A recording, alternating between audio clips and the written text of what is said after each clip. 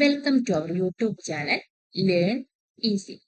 Class 8-ലെ chapter 2 ആയിട്ടുള്ള the invisible living world beyond our naked eye എന്ന chapter ആണ് നമ്മൾ ഇവിടെ ഡിസ്കസ് ചെയ്യാൻ പോകുന്നത്. ചാപ്റ്റർ 1-ന്റെ വീഡിയോയുടെ ലിങ്ക് ഡിസ്ക്രിപ്ഷൻ ബോക്സിൽ കൊടുക്കാം. ചാപ്റ്റർ കുറച്ച് വലിയ ചാപ്റ്റർ ആണ്, അതുകൊണ്ട് ഒരു വീഡിയോയിൽ എല്ലാം ഉൾപ്പെടുത്തുക എന്ന് പറയുന്നത് നമുക്ക് സാധ്യമല്ല. അതുകൊണ്ട് പാർട്ട് 1 പാർട്ട് 2 എന്ന രീതിയിൽ നമുക്ക് ചെയ്യാം. ഇത് വളരെ ഇമ്പോർട്ടന്റ് ആയിട്ടുള്ള ഒരു ചാപ്റ്റർ ആണ്. നമ്മൾ സയൻസിന്റെ ബേസിക് ആയിട്ട് നമ്മൾ അറിഞ്ഞിരിക്കേണ്ട ഒരുപാട് കാര്യങ്ങൾ ഈ ചാപ്റ്ററിൽ ഉൾപ്പെടുത്തിയിട്ടുണ്ട്. അതുകൊണ്ട് വളരെ കെയർഫുൾ ആയിട്ട് വളരെ നന്നായിട്ട് തന്നെ നിങ്ങളിത് പഠിക്കുക. വീഡിയോയിലെ പാർട്ട് 1 കണ്ടതിന് ശേഷം നിങ്ങൾ പാർട്ട് 2 ഫോളോ ചെയ്യാൻ ശ്രമിക്കുക. എന്നാലാണ് അതിന്റെ കണ്ടിന്യൂറ്റി നിങ്ങൾക്ക് കിട്ടുള്ളൂ.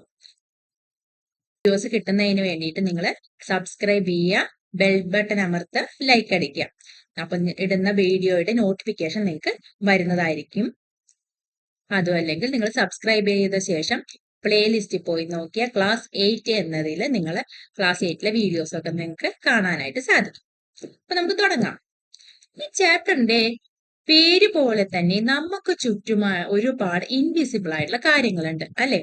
നമ്മളെ ഹ്യൂമൻ ആയിക്കൊണ്ട് കാണാൻ പറ്റുന്ന സാധനങ്ങൾ എന്ന് പറയുന്നത് ഒരു ലിമിറ്റഡ് ആയിട്ടുള്ള സൈസിലുള്ള കാര്യങ്ങൾ മാത്രമാണ് നമുക്ക് കാണാൻ പറ്റുള്ളൂ. അതിലും ചെറിയ കാര്യങ്ങളൊന്നും നമുക്ക് കാണാൻ പറ്റില്ല അല്ലെ. സാധനങ്ങളെ ഒന്നും കാണാൻ പറ്റില്ല. അപ്പൊ ഒരു കാലം വരെ നമ്മൾ എല്ലാവരും വിചാരിച്ചിരുന്നത് എന്താണ്, നമുക്ക് ചുറ്റും നമ്മളെ കാണുന്നത് മാത്രമാണ് സത്യം, അതിനപ്പുറത്തൊന്നും ഇല്ല എന്ന് വിശ്വസിച്ചിരുന്ന ഒരു കാലം ഉണ്ടായിരുന്നു.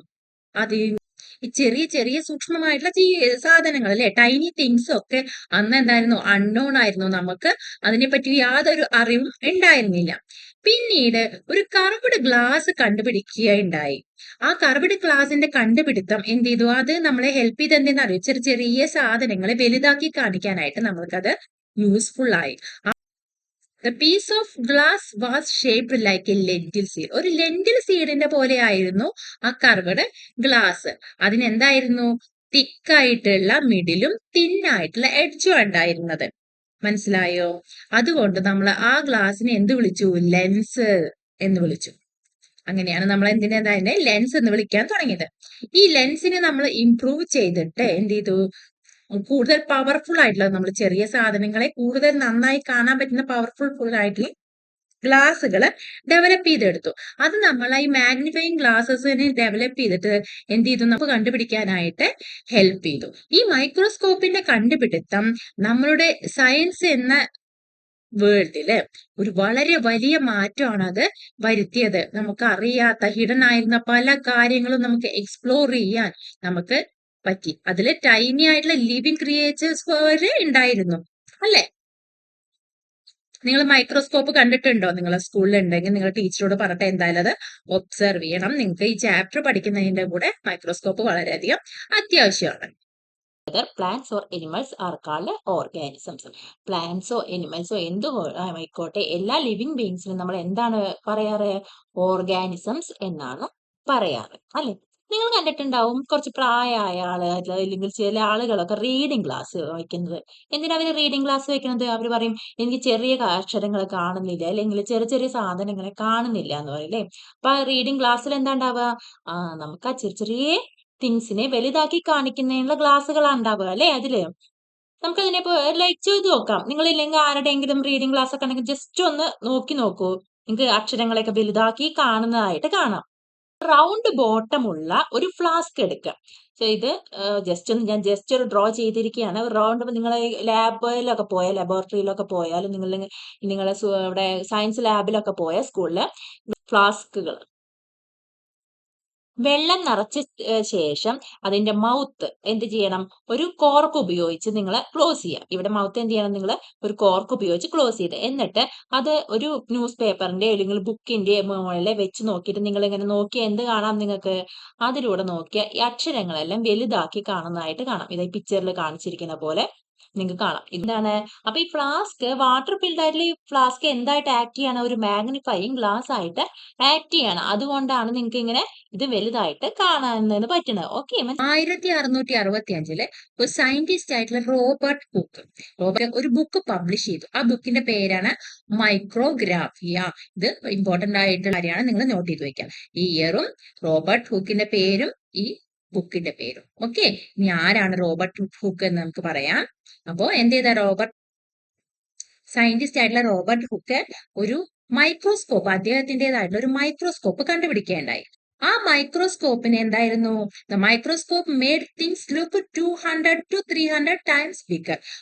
ചെറിയ ചെറിയ കാര്യങ്ങൾ, സൂക്ഷ്മമായിട്ടുള്ള തിങ്സിനെയൊക്കെ എന്ത് ചെയ്യുന്നു? 200 to 300 ടൈംസ് ബിഗർ ആക്കി കാണിക്കാൻ കഴിവുള്ള മൈക്രോസ്കോപ്പ് ആയിരുന്നു. ഈ മൈക്രോസ്കോപ്പിന്റെ സഹായത്തോടു കൂടി അദ്ദേഹം എന്ത് ചെയ്തു എന്ന് വെച്ചാൽ, ഈ ഒരു തിന്നായിട്ടുള്ള ഒരു കോർക്ക്, ഈ മരത്തിന്റെ ഒക്കെ പുറത്ത് നിങ്ങൾ കാണില്ലേ, പാർക്ക് പോലത്തെ ചെറിയ പീസ് പുറത്ത്, അതിന്റെ ഒരു തിൻ സ്ലൈസ് ഓഫ് കോർക്ക് എടുത്തിട്ട് എന്ത് ചെയ്തു? അദ്ദേഹം മൈക്രോസ്കോപ്പിലൂടെ ഒബ്സർവ് ചെയ്തു. അപ്പൊ അദ്ദേഹത്തിന് എന്താ കാണാൻ കഴിഞ്ഞ വെച്ചാൽ, ചെറിയ ചെറിയ സ്മാൾ ആയിട്ടുള്ള എം ടി ആയിട്ടുള്ള സ്പേസസ് അദ്ദേഹം കണ്ടു. ഈ എം ടി ആയ സ്പേസ് കമ്പാർട്ട്മെന്റുകളെ അദ്ദേഹം എന്തേപോലെയാണ് തോന്നിയത്? ഒരു ഹണിയുടെ കോമ്പ് പോലെ. ഹണിക്കോമ്പ് എങ്ങനെയാണെന്ന് നിങ്ങൾക്ക് അറിയാലോ അല്ലെ? ഹണിയുടെ കോമ്പ് പോലെയാണ് അദ്ദേഹത്തിന് ആ കമ്പാർട്ട്മെന്റുകളെ തോന്നിയത്. ഈ കമ്പാർട്ട്മെന്റുകളെ, ഈ സ്മോൾ സ്പേസസിനെ എന്ത് ചെയ്തു? അദ്ദേഹം എന്ത് ചെയ്തു? സെൽ എന്ന് വിളിച്ചു. ആണ് ഈ വേർഡ്, ഫസ്റ്റ് സെൽ എന്ന വേർഡ് കേൾക്കുന്നത്, ഇല്ലെങ്കിൽ ഇൻട്രൊഡ്യൂസ് ചെയ്യപ്പെടുന്നത്. ഓക്കെ, കണ്ട സെല്ലുകൾ എന്ന് പറയുന്നത്, ഇല്ലെങ്കിൽ അദ്ദേഹം ആ കോക്കില് ഒബ്സർവ് ചെയ്യപ്പെട്ടത് എന്തായിരുന്നു? ഡെഡ് സെല്ലുകളായിരുന്നു. അദ്ദേഹം കണ്ടത് എന്തായിരുന്നു? ഡെഡ് സെല്ലുകൾ ആയിരുന്നു. അപ്പൊ ആരാണ് ഡെഡ് സെല്ല് ഡിസ്കവർ ചെയ്തത് ചോദിച്ചാൽ നമുക്ക് എന്ത് പറയാം? റോബർട്ട് ഹുക്ക് എന്ന് പറയാം. ഓക്കെ, അപ്പൊ അതേ സമയത്ത് 1660 ആന്റോണി വാൻ ല്യൂവൻ ഹോക്ക് എന്ന് പറയുന്ന ഒരു ഡച്ച് സയന്റിസ്റ്റ് എന്ത് ചെയ്തു? ഒരു ബെറ്റർ ലെൻസ് ഉപയോഗിച്ച് വീണ്ടും അദ്ദേഹം എന്ത് ചെയ്തു? മൈക്രോസ്കോപ്പിലൂടെ നമ്മളെ കെട്ടിക്കിടക്കുന്ന വെള്ളമില്ലേ, അതിലൊക്കെ എടുത്തിട്ട് കുറച്ച് ഒബ്സർവ് ചെയ്തു. അതിൽ ഒബ്സർവ് ചെയ്തപ്പോൾ അദ്ദേഹത്തിന് ടൈനി ആയിട്ടുള്ള ലിവിങ് തിങ്സ് അതിൽ കാണാൻ പറ്റി. കാരണം അത് മൂവ് ചെയ്യുന്നുണ്ടായിരുന്നു. ഇങ്ങനെ ലൈക്ക് ബാക്ടീരിയ പോലെ ഇങ്ങനെ മൂവ് ചെയ്യുന്നതായിട്ട് അദ്ദേഹം കണ്ടു. അദ്ദേഹം വേറെ എന്ത് ചെയ്തു? ബ്ലഡ് സെൽസുകളെ കൂടി എന്ത് ചെയ്തു? ഒബ്സർവ് ചെയ്തു. അങ്ങനെ അദ്ദേഹം കണ്ടുപിടിച്ചു? Living cells. എന്ത് കണ്ടുപിടിച്ചു?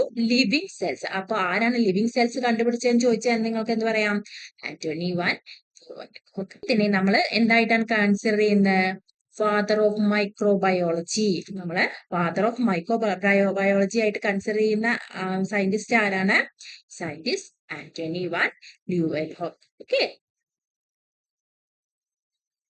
നമ്മൾ റോബർട്ട് ഹുക്ക് കണ്ടോ ഉപയോഗിച്ച മൈക്രോസ്കോപ്പ്, അദ്ദേഹം കണ്ടുപിടിച്ച സെൽസ് എന്ന് പറയുന്നത് ഇങ്ങനെയാണ് ഉണ്ടായിരുന്നത്. നിങ്ങൾക്കത് കൂടുതൽ ക്ലിയർ ആയിട്ട് കാണാൻ പറ്റുന്നുണ്ടോ? അതെന്തായിരുന്നു? ഡെഡ് സെൽസുകളായിരുന്നു. കണ്ടോ, ഇതിന്റെ ബാക്കില് കുറെ അറകള്, കമ്പാർട്ട്മെന്റുകൾ കാണപ്പെടുന്നില്ലേ? Living beings are made up of cells. എല്ലാ ലിവിങ് ബീയിങ്സും എന്തുകൊണ്ടാണ് നിർമ്മിച്ചിരിക്കുന്നത്? സെൽസ് കൊണ്ടാണ് നിർമ്മിച്ചിരിക്കുന്നത്. ഓക്കെ, ഇനി നിങ്ങൾക്ക് ഇവിടെ തന്നിട്ടുള്ള ഒരു ആക്ടിവിറ്റി ആണ്. അതെന്താന്ന് വെച്ചാൽ നമുക്ക് ആദ്യം പ്ലാന്റ് സെൽസിനെ ഒബ്സർവ് ചെയ്യുക എന്നുള്ളതാണ്. നിങ്ങൾ ആദ്യം എന്ത് ചെയ്യണം? ഒരു ഒനിയൻ ബൾബ് എടുക്കുക. ഒനിയൻ ബൾബ് ഇവിടെ ഫിഗറിൽ കാണിച്ചിരിക്കുന്നത് നിങ്ങൾക്ക് കാണുന്നുണ്ടോ? ഒരു ഒനിയൻ ബൾബ് എടുത്തിട്ട് അതിനെ എന്ത് ചെയ്യണം? നന്നായി കഴുകി വൃത്തിയാക്കാം. എന്നിട്ട് ആ ഒനിയൻ ബൾബിനെ വെർട്ടിക്കലായിട്ട് കട്ട് ചെയ്യണം. എങ്ങനെ കട്ട് ചെയ്യണം? Piece of onion and pull out the thin transparent layer from its inner surface with the help of a fork. ഒരു ഫോഴ്സ് നിങ്ങള് ആ ഒനിയന്റെ ഉള്ളിലെ ഒരു തിന്നായിട്ടുള്ള ഒരു ട്രാൻസ്പെറന്റ് ലെയർ നിങ്ങൾ എടുക്കണം. നിങ്ങളിത് ലാബ് പോയിട്ട് എന്തായാലും ടീച്ചറുടെ സഹായത്തോടു കൂടി നിങ്ങൾ ചെയ്യണം. ഓക്കെ, ഇതിന് നമ്മൾ എന്താ പറയാന്നറിയോ? ഈ ലെയറിനെ നമ്മൾ ഒനിയൻ പീൽ എന്നാ പറയാ. എന്നിട്ട് ഈ ഒനിയൻ പീലിനെ എന്ത് ചെയ്യണം? ഒരു പെരിഷ് ഡിഷിലേക്ക് വെച്ചിട്ട് അതിലേക്ക് ഒരു ഫ്യൂ ഡ്രോപ്സ് സഫ്രാനിൻ ചേർക്കണം. സഫ്രാനിൻ എന്ന് പറയുന്നത് റെഡ് കളറിലുള്ള ഒരു സ്റ്റെയിൻ ആണ്. ഇത് എന്തിനാണ് ചേർക്കുന്നതെന്ന് വെച്ചാൽ നമുക്ക് മൈക്രോസ്കോപ്പിലൂടെ കാണുമ്പോൾ ഒരു കളർ കിട്ടുന്നതിന് വേണ്ടിയിട്ടാണ്. കളർ കിട്ടുമ്പോഴാണ് നമുക്ക് അതിനെ വ്യക്തമായിട്ട് കാണാൻ പറ്റുള്ളൂ. ഇല്ലാന്നുണ്ടെങ്കിൽ നമുക്ക് അതിന്റെ ബൗണ്ടറീസോ വ്യക്തത നമുക്ക് ക്ലാരിറ്റി കിട്ടില്ല. ഓക്കെ, ഇതൊരു പിങ്കിഷ് കളർ തരുന്ന ഒരു സ്റ്റെയിൻ ആണ്. എന്നിട്ട് നിങ്ങൾ എന്ത് ചെയ്യണം? നിങ്ങളൊരു പെരിഷ് ഡിഷിലേക്ക് ഫ്യൂ ഡ്രോപ്സ് എന്ത് ഉപയോഗിക്കുന്നു? സഫ്രാനിൻ വെക്കുന്നുണ്ട്. എന്നിട്ട് സഫ്രാനിന്റെ അളവ് കൂടിയാൽ അതിന്റെ കളർ കൂടിയാൽ നമുക്കത് ക്ലിയർ ആയിട്ട് കാണാൻ പറ്റില്ല. അപ്പൊ നിങ്ങൾ എന്ത് ചെയ്യണം? ഒരു ചെറിയ ബ്രഷ് ഉപയോഗിച്ചിട്ട് ഈ ഒനിയൻ പീലിനെ എന്ത് ചെയ്യണം? വേറൊരു പെരിഷ് ഡിഷിലേക്ക് മാറ്റണം. കണ്ടോ, ഇവിടെ മാറ്റിയിട്ടുണ്ടെന്ന് കണ്ടോ? ഒരു ബ്രഷ് ഉപയോഗിച്ചിട്ട് മാറ്റുക. എന്തുകൊണ്ടാണ് നമ്മൾ ബ്രഷ് ഉപയോഗിക്കുക? അതിങ്ങനെ നമ്മൾ അമർത്തി പിടിക്കുകയൊന്നും ചെയ്യാൻ പാടില്ല. അത് ഡാമേജ് ആവും, അതിൽ സെൽസ് ഒക്കെ ഡാമേജ് ആവും. അപ്പൊ നമുക്കൊന്ന് വൃത്തിയായി കാണാൻ പറ്റില്ല. എന്നിട്ട് കുറച്ച് വാട്ടർ കൊണ്ട് എന്ത് ചെയ്യണം? അത് റിൻസ് ചെയ്യണം. അതെന്തിനാണെന്നറിയോ? എക്സ്ട്രാ സ്റ്റെയിൻ ഒക്കെ റിമൂവ് ചെയ്യുന്നതിന് വേണ്ടിയിട്ട്. മനസ്സിലായോ? എന്നിട്ട് നമ്മള് എന്ത് ചെയ്യണം? ഒരു തിന്നായിട്ടുള്ള ബ്രഷ് ഉപയോഗിച്ചിട്ട് ആ പീലിനെ എന്ത് ചെയ്യണം? ഒരു ഗ്ലാസ് സ്ലൈഡിലേക്ക് മാറ്റും. ഓക്കെ, അത് പൊട്ടാതെയൊക്കെ വളരെ കെയർഫുൾ ആക്കിയിട്ട് ചെയ്യണം. നിങ്ങൾ ഒരു ഗ്ലാസ് സ്ലൈഡിലേക്ക് മാറ്റിയതിനു ശേഷം ഒരു ഡ്രോപ്പ് ഗ്ലിസറിൻ ഒഴിക്കണം. എന്തിനാ ഗ്ലിസറിൻ ഒഴിക്കണമെന്ന് വെച്ചാൽ നമുക്കറിയാലേ, നമുക്കത് പുറത്ത് വെച്ചാൽ നമുക്ക് അങ്ങനെ ഡ്രൈ ആയി മാറുള്ളൂ. അപ്പൊ ആ ഡ്രൈ പ്രിവെന്റ് ചെയ്യുന്നതിന് വേണ്ടിയിട്ട്, പ്രിവെന്റ് ഡ്രൈയിങ് ഓഫ് ദ സെൽസിന്റെ ഡ്രൈനെസ് ഒക്കെ പോവാൻ വേണ്ടിയിട്ട്, അല്ലെങ്കിൽ ഡ്രൈ ആവാതിരിക്കാൻ വേണ്ടിയിട്ട് അത് ഗ്ലിസറിൻ ഇതിന് നമുക്ക് സഹായിക്കും. അത് നമുക്ക് നല്ലൊരു വിഷ്വലൈസേഷൻ ഒക്കെ നന്നായിട്ട് തരുന്നതിന് വേണ്ടിയിട്ടും ഹെൽപ്പ് ചെയ്യും. അപ്പൊ എന്നിട്ട് നിങ്ങൾ എന്ത് ചെയ്യണം? വേറെ ഗ്ലാസ് സ്ലൈഡിൽ വെച്ചിട്ട് ഗ്ലിസറിൻ ആഡ് ചെയ്യും. എന്നിട്ട് ഗ്ലിസറിൻ ആഡ് ചെയ്ത ശേഷം നിങ്ങൾ എന്ത് ചെയ്യണം? ഒരു കവർ സ്ലിപ്പ് പറയുന്നത് ഇതാണ്, കാണുന്നുണ്ടോ? ഈ കവർ സ്ലിപ്പ് ഉപയോഗിച്ചിട്ട് അത് നീഡിൽ ഉപയോഗിച്ച് പതുക്കെ അതിന്റെ മേലേക്ക് വയ്ക്കുക. അത് എന്തിനാന്ന് വെച്ചാൽ അതിൽ എയർ ബബിൾ അങ്ങനെ കുടുങ്ങാതിരിക്കാൻ വേണ്ടിയിട്ടാണ്. എയർ ബബിൾ കുടുങ്ങിയാൽ നമുക്കത് നേരെ കാണാൻ പറ്റില്ല സെൽസിനെയൊന്നും. എന്നിട്ട് നിങ്ങൾ അത് പതുക്കെ വെച്ചിട്ട് മൊബൈലിലേക്ക് നിങ്ങൾ സ്ക്രീൻ ഗാർഡ് ഇടുന്നത് കണ്ടിട്ടുണ്ടോ?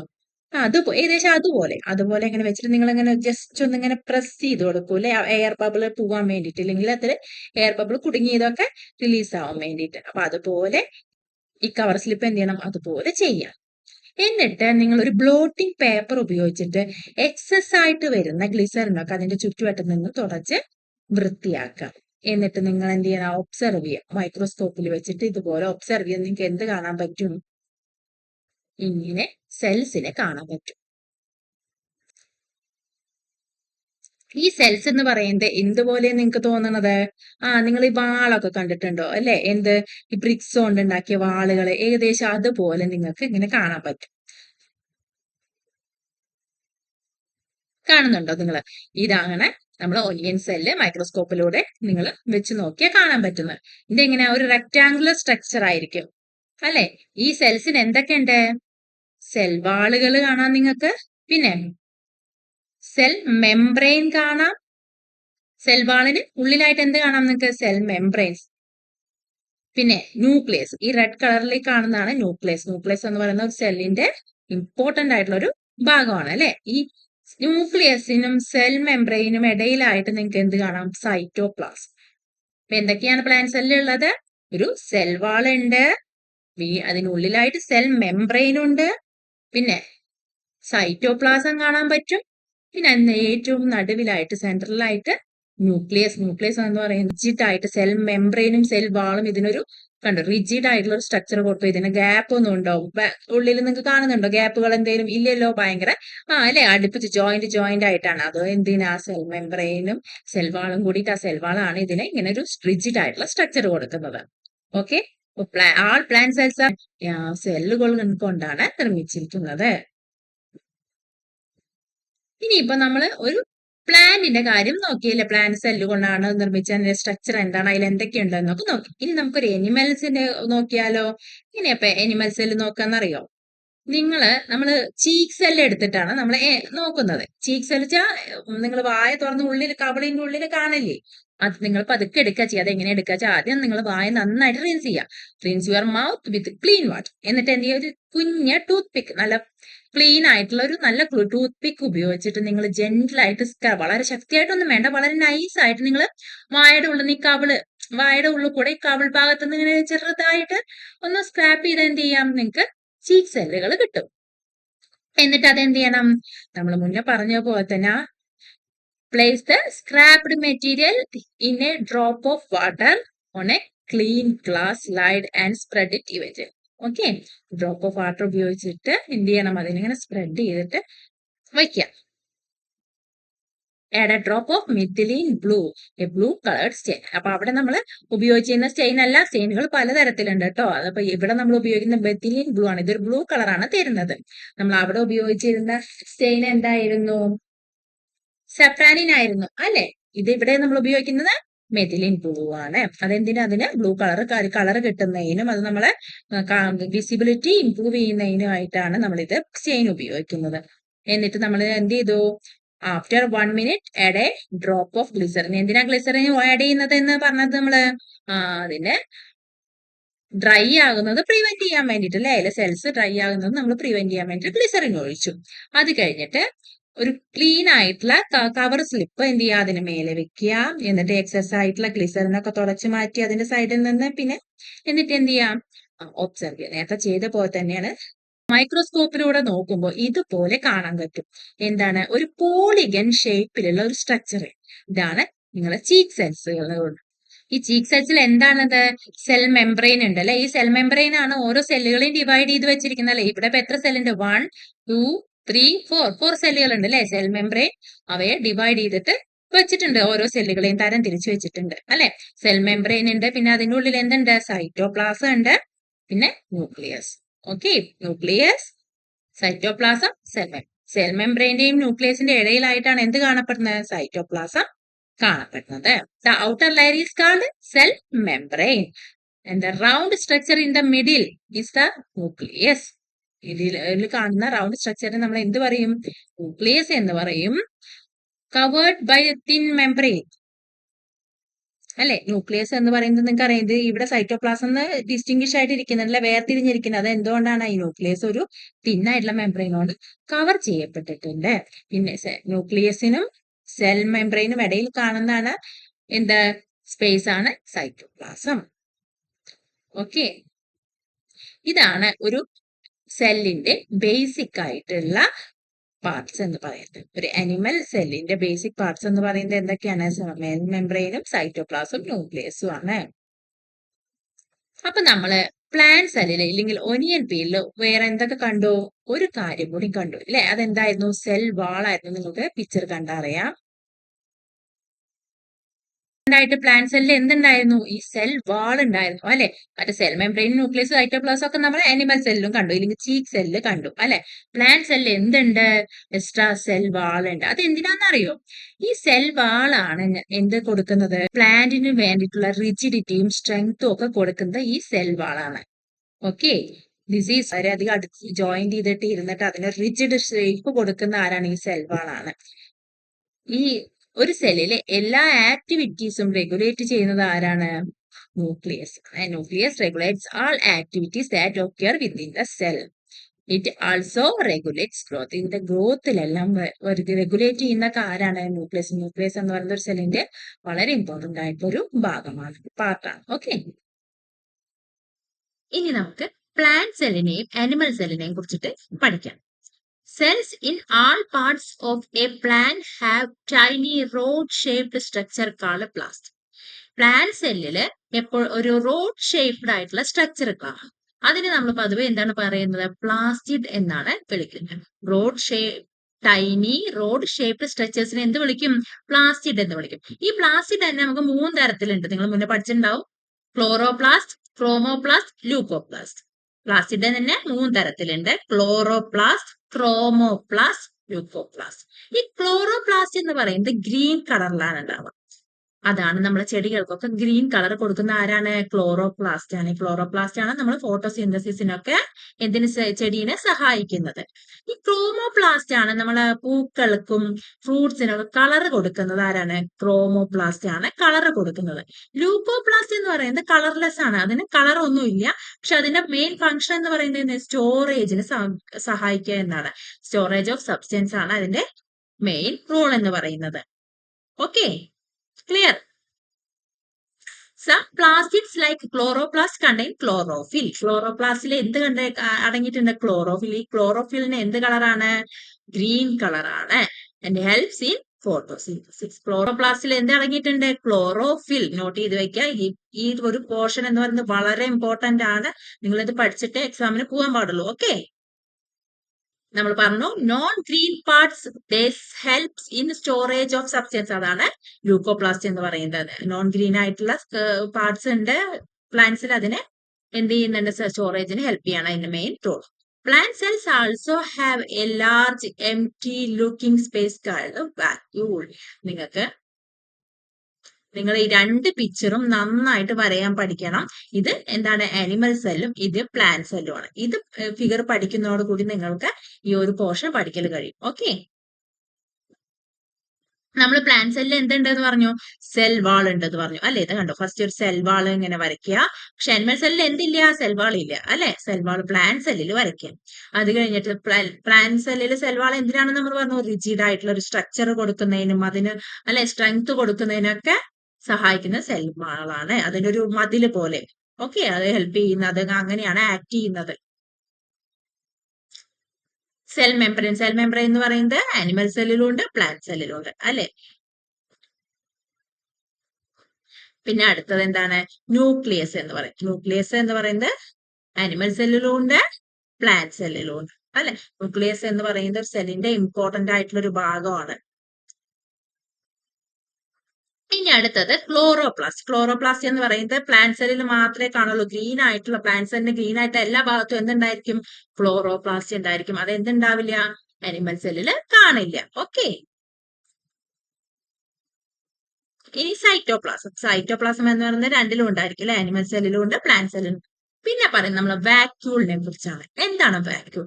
വാക്യൂൾ എന്ന് പറയുന്നത് ഒരു ലാർജ് ആയിട്ടുള്ള എംറ്റി ആയി കാണപ്പെടുന്ന ഒരു സ്പേസിനെയാണ് നമ്മൾ വാക്യൂൾ എന്ന് പറയുന്നത്. The cells also have a large എംറ്റി looking space. അതാണ് വാക്യൂൾ. ഇത് എന്തിനാണ് സഹായിക്കുന്നതെന്ന് അറിയോ?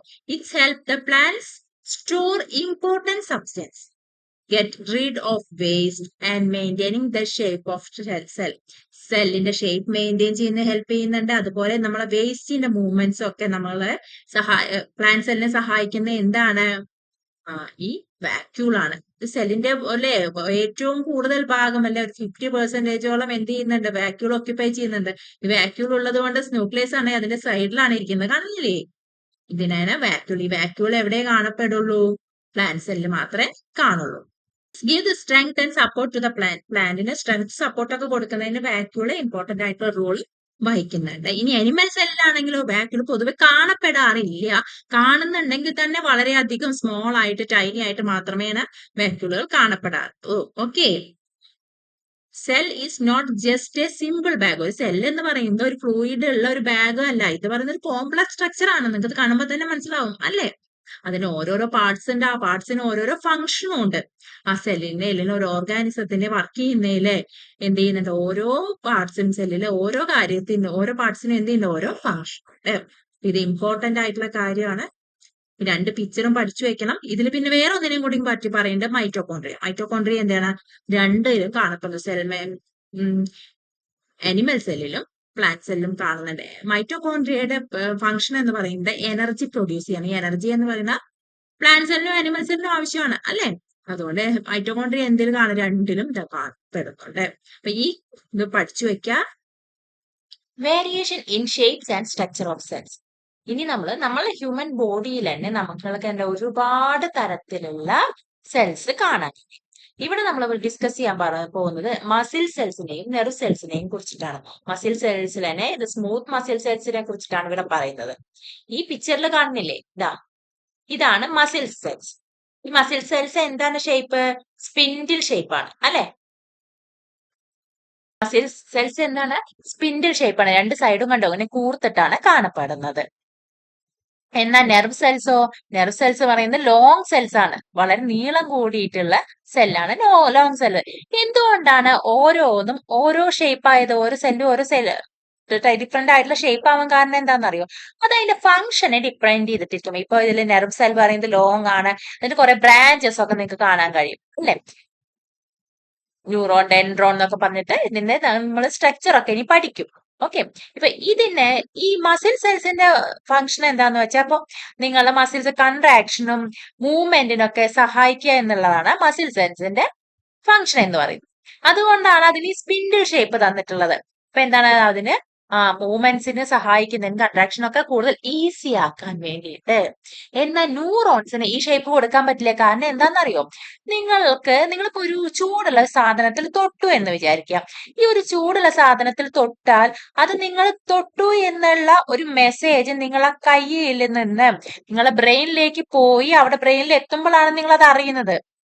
നിങ്ങളൊരു ഹോട്ടായ സാധനത്തിൽ തൊട്ടു തന്നെ. ആ മെസ്സേജ് പാസ് ചെയ്യുന്നത് ഏത് കൂടെയാണ്? നെർവ് സെൽസിലൂടെയാണ്.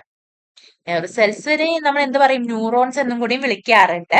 ഈ നെർവ് സെൽസിൽ അപ്പൊ ഇത് പാസ് ചെയ്യണമെന്നുണ്ടെങ്കിൽ എന്ത് ചെയ്യണം, ഇതിന് ലെങ്ത് വേണം അല്ലെ, അപ്പോഴാണ് വേഗം മെസ്സേജ് എത്തുള്ളൂ. അല്ല നമുക്ക് തന്നെ അറിയാം, നിങ്ങളൊന്ന് ചൂടുള്ള സ്ഥലത്ത് തൊട്ടോക്കൂ, ആ തൊട്ടിട്ട് നിങ്ങൾ എത്ര വേഗമാണ് ആ കൈ തിരിച്ചെടുക്കുന്നത്.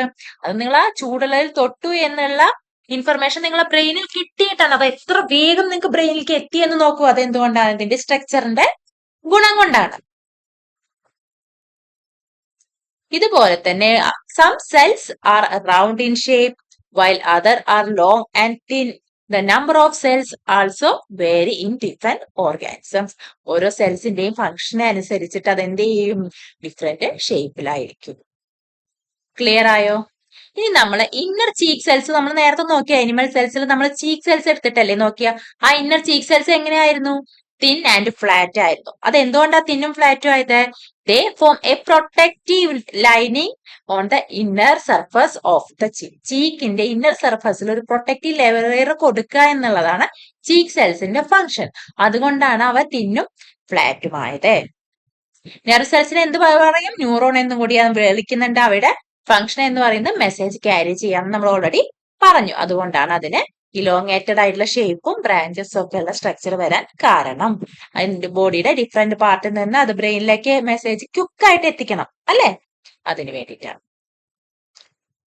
പ്ലാന്റ് സെല്ലിലും ഇതുപോലെ തന്നെ ഒരുപാട് ഡിഫറെന്റ് ആയിട്ടുള്ള സെൽസ് നമുക്ക് കാണാൻ കഴിയും. നമുക്ക് സൈലം, ഫ്ലോയം അങ്ങനെയൊക്കെ പറഞ്ഞിട്ട് ഒരുപാട് തരത്തിലുള്ള സെൽസുകൾ ഉണ്ട്. അതിൽ തന്നെ ആ സെൽസിൽ തന്നെ റെക്ടാങ്കുലർ ഉണ്ട്, ഇലോങ്ങേറ്റഡ് ഉണ്ട്, ഓവല്, ട്യൂബ് ലൈക്ക്. സൈലത്തിലൊക്കെ നിങ്ങൾക്ക് ട്യൂബ് ലൈക്ക് സെൽസ് കാണാം. സൈലം ട്യൂബ്സ് ലൈക്ക് സെൽസ് കാണാൻ കഴിയും. അത് എന്തിനാണെന്നറിയോ, നിങ്ങൾക്ക് അത് വാട്ടറിനെ ക്യാരി ചെയ്യാൻ വേണ്ടിയിട്ട്. നമുക്ക് പ്ലാന്റ്സിൽ അറിയാം എന്ത് ചെയ്യും, അത് വെള്ളത്തിനെ കൊണ്ടുപോയി ത്രൂഔട്ട് പ്ലാന്റിലേക്ക് എത്തിക്കാൻ വേണ്ടിയിട്ട് എന്ത് ചെയ്യും, സൈലം ട്യൂബ്സ് ഹെൽപ്പ് ചെയ്യും. ഓക്കെ, അപ്പൊ അങ്ങനെ ട്യൂബ് ലൈക്ക് ആയിട്ടുള്ള നീളത്തിലുള്ള സെൽസ് നമുക്ക് പ്ലാന്റ്സിൽ കാണാൻ കഴിയും.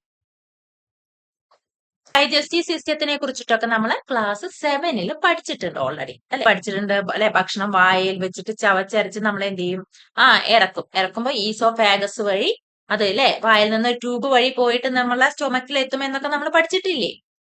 ആ ഈസോഫാഗസ് വഴി പോകുമ്പോൾ അവിടെയും വളരെ വ്യത്യസ്തമായിട്ടുള്ള group of cells A group of muscle cells are present in the food pipe. ആ ഫുഡ് പൈപ്പിൽ എന്ത് ചെയ്യുന്നുണ്ട്, ഒരു group muscle cells, smooth muscle cells എന്ന് കാണപ്പെടുന്നുണ്ട്. എന്തുകൊണ്ടാണ്, അതെന്താണ് അവിടെ ഫംഗ്ഷൻ എന്താണ്, ഫുഡിനെ നമുക്ക് ഇങ്ങനെ കോൺട്രാക്ട് ചെയ്യണം, റിലാക്സ് ചെയ്യണം അല്ലെ. അങ്ങനെ കോൺട്രാക്ഷനും റിലാക്സേഷനും നടക്കുമ്പോഴാണ് കോൺട്രാക്ട് ചെയ്യുക, റിലാക്സ് ചെയ്യുക. അങ്ങനെ ചെയ്യുമ്പോഴല്ലേ ആ ഫുഡ് താഴേക്ക് ഇറങ്ങി പോവുള്ളൂ അല്ലെ. നിങ്ങൾ ഒരു ഭക്ഷണം വായിലിട്ട് വിഴുങ്ങി കഴിഞ്ഞാൽ, ഇറക്കി കഴിഞ്ഞാൽ എന്ത് ചെയ്യണം, ആ ഫുഡ് എങ്ങോട്ട് പോകണം അല്ലെ, താഴത്തേക്ക് സ്റ്റൊമക്കിക്ക് എത്തിപ്പോണം.